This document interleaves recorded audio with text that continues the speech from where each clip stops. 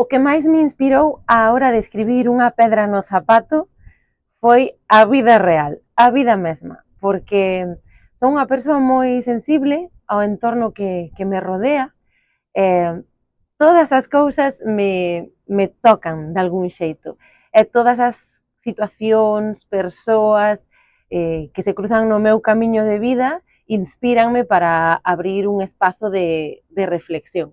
Así que a vida mesma. A razón pola cal é unha prioridade para min o galego é que é a miña lingua materna, é a maneira na que eu me expreso máis auténticamente. Falo outros idiomas, pero o galego é ese idioma do corazón. Non só é importante a hora de escribir unha pedra no zapato, senón que o feminismo para min é importante no meu día a día. Digamos que son uns lentes de ver o mundo con outra perspectiva máis inclusiva, máis respectuosa. É curioso cando me fan esta pregunta de estás por escribir algo máis, estás no medio do proceso de escritura, publicaches outras cousas. Para min o importante é o acto de escribir, ou mellor dito, a arte de escribir, porque publicar é un tema e escribir é outro tema. Para min o fermoso é o acto expresivo e artístico de escribir.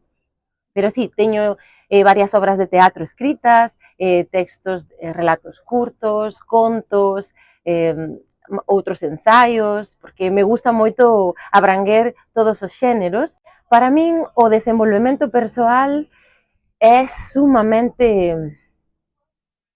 importante, é unha cuestión de saúde mental, sinceramente. Para min o desenvolvemento persoal é un estímulo a coñecerme máis a min mesma, a ir, como digo no libro, a ir cara adentro, a facer esa viaxe interior, simplemente iso, que é desenvolvemento persoal e autocoñecemento, autoindagación. Sen dúbida, o meu libro era evidente que tiña que presentarse en Ribadeo porque é a miña vila, é o meu pobo, son as miñas orixes, non se me ocorre mellor sitio no mundo para presentar unha pedra no zapato.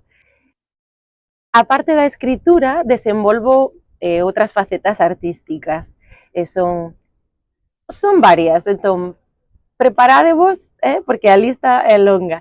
Son actriz, dramaturga, directora teatral, bailarina, coreógrafa, traballo co aro aéreo, cos zancos, son docente, tamén especialista en yoga, entón podo dicir que non me aburro.